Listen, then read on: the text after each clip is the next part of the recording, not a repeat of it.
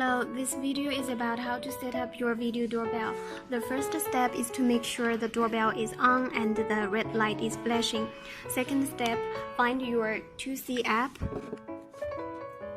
Tap the add icon here.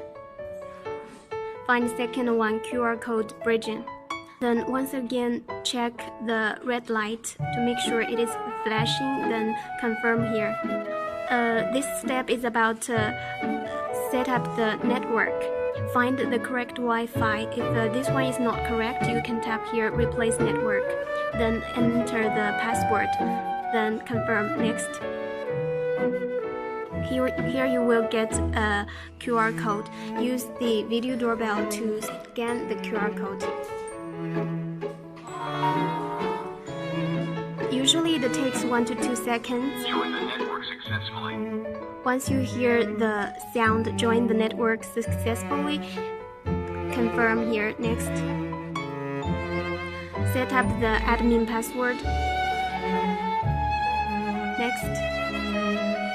Set up the device name. Confirm. It's almost done here. Tap this window and it will lead you to the live preview.